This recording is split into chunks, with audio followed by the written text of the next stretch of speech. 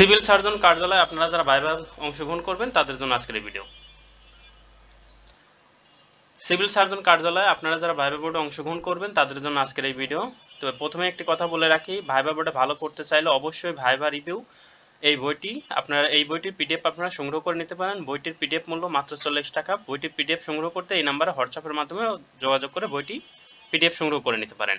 আমরা এখন আলোচনা করব সিলেট বিভাগে স্বাস্থ্য সহকারী পোস্টে ভাইভার অভিজ্ঞতা নিয়ে। ভাইভা বোর্ডে 5 জন সদস্য ছিলেন। প্রথমে আমি অনুমতি নিয়ে ভিতরে ঢুকলাম।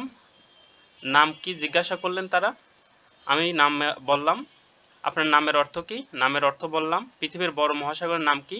এই প্রশ্নটা নার্ভাস থাকার কারণে আমার ভুল হয়েছিল, সঠিক উত্তরটা না দিয়ে অন্য উত্তর দিয়েছিলাম। তারপরে তারা জিজ্ঞাসা করলো তাহলে গভীর কোনটি? আমি আটলান্টিক বলেছিলাম, যেটা আসলেই ভুল ছিল। তারপর বললো মহাসাগরের ইংরেজি কি? আমি বললাম মহাসাগরের ইংরেজি। আপনার বয়স কত? কোন সাবজেক্টে পড়ালেখা করেন? অনার্স 3য় বর্ষ, অর্থনীতি। বয়স বললাম। অর্থনীতির জনক কে? বললাম। অ্যাডাম স্মিথ কোন বইয়ের জন্য নোবেল পেয়েছিলেন?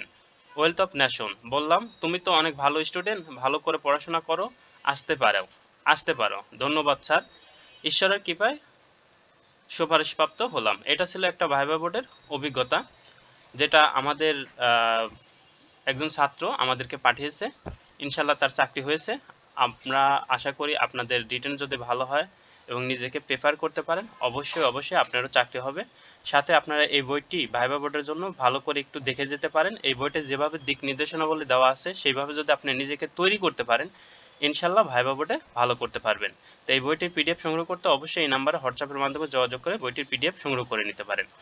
আর অনেকেই আছেন যারা যোগাযোগ করেন আমাদের হোয়াটসঅ্যাপে, তাদের অধিকাংশই দেখা যায় যে খুব ডিপ্রেশনে আছেন। তাদের বলবো এই বইটি যে কোনো লাইব্রেরি থেকে সংগ্রহ করে নিয়ে একবার হলো পড়বেন। এই বইয়ের যে দিক নির্দেশনাবলী দেওয়া আছে সেটা যদি আপনার জীবনে প্রয়োগ করতে পারেন, অবশ্যই আপনিও সফল হবেন। সবার জন্য শুভকামনা রইল।